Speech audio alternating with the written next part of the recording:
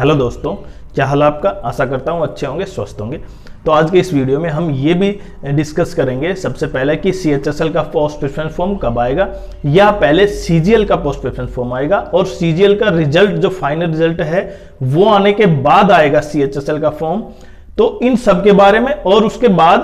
क्या CGL में जो SSC के द्वारा वेटिंग लिस्ट है वो जारी की जाएगी, और क्योंकि रिपीटर्स की संख्या ज्यादा है तो कौन सी पोस्टों के लिए CGL वेटिंग लिस्ट जारी कर सकती है। तो आज पूरे वीडियो में हम इन्हीं पॉइंटों पर डिस्कस करेंगे, लेकिन वीडियो को पूरा देखें और चैनल को सब्सक्राइब जरूर करें। देखिए यहाँ पे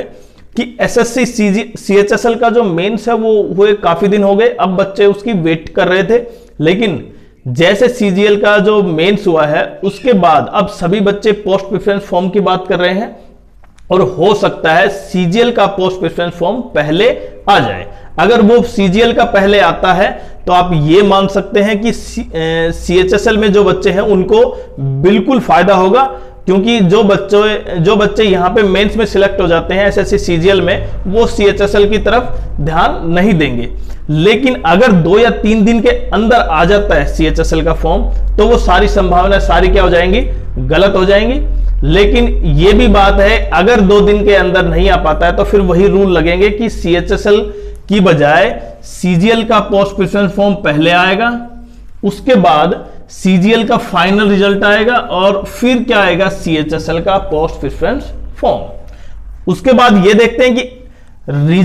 जो रिजल्ट आउट करती है SSC, उसमें वेटिंग लिस्ट खासकर CGL में क्यों नहीं निकाल पाते हैं। देखिए, अब वेटिंग लिस्ट का अर्थ यह होता है कि जो बच्चे पहले, वो बच्चे जो सिलेक्ट हो गए थे लेकिन ज्वाइन नहीं कर पाते, एक तो वो। दूसरा कारण यह है कि किसी डॉक्यूमेंटेशन या किसी की वजह से, कोई गलती की वजह से, जैसे मेडिकल फिटनेस नहीं हो पाता, उसकी वजह से क्या होता है, कई बार वो पोस्ट वैकेंट रह जाती है, और वैकेंट रहने के कारण वो पूरा प्रोसेस खत्म, मतलब पूरी की पूरी पोस्ट यूं की यूं बच जाती है। और तीसरा, कई बार होता है ज्वाइन करने के बाद भी उसको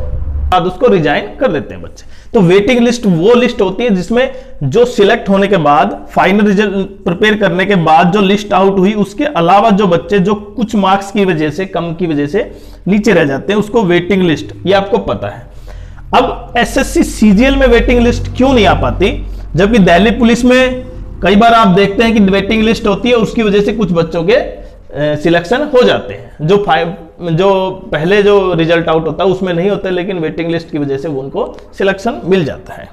तो आप देखें, क्योंकि आप देखें यहाँ पे रिपीटर्स की संख्या 2024 में बहुत ज्यादा है, जितनी वैकेंसी उससे भी ज्यादा रिपीटर्स हैं। तो आप ये मान सकते हैं जिन बच्चों को, जैसे मानो आप SSC को, आपको ये पता है कि SSC CGL में 4 ग्रेड पे पर रिक्रूटमेंट होती है, लेकिन इनमें से कुछ बच्चे ऐसे हैं, आप ये नहीं मान सकते केवल यही फॉर्म अप्लाई कर रहे हैं, जो 2400 और 2800 वाले, इनमें वो भी हैं जो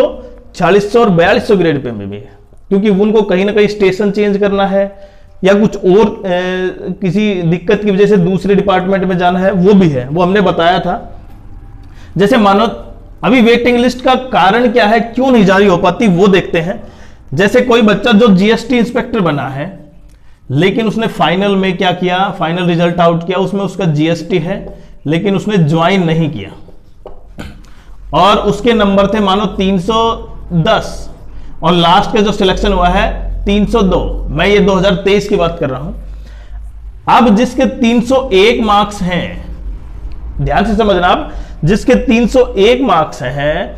क्या ये जो वेटिंग लिस्ट की वजह से पोस्ट खाली हुई, क्या इसको ये दे सकते हैं हम?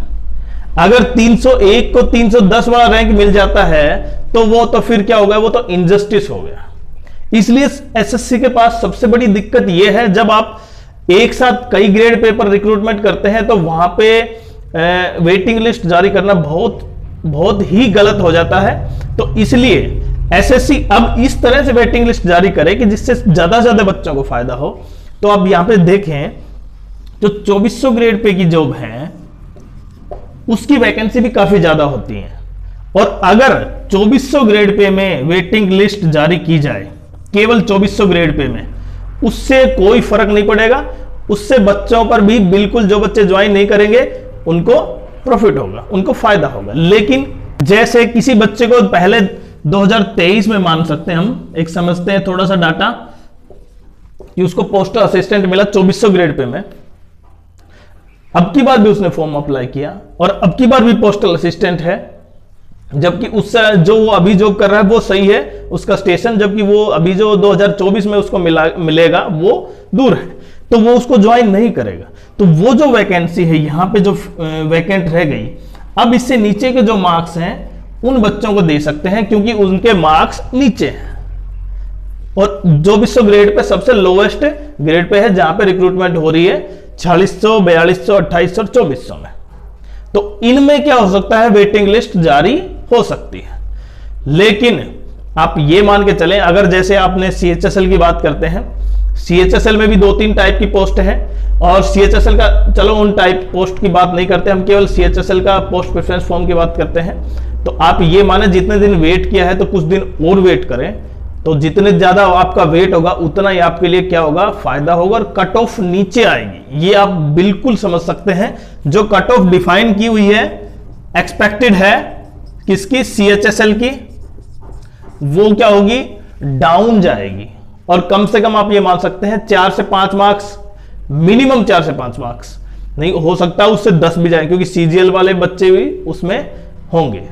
तो कम से कम अगर 5 से 7 मार्क्स नीचे जाती है तो काफी बच्चों को क्या होगा, इसका बेनिफिट मिलेगा। और जिनके मार्क्स आपने ये भी पढ़ लिया, देख लिया होगा, सीजीएल में जिनके रा स्कोर काफी अच्छे हैं और नॉर्मलाइज स्कोर भी काफी अच्छे हैं, तो उनको सीएचएसएल का फॉर्म स्किप करना चाहिए अगर वो पहले आ जाता है। तो बाद में तो स्किप करना ही है आपको क्योंकि आप पहले से सिलेक्ट हो जाएंगे अगर सीजीएल का रिजल्ट पहले आ जाता है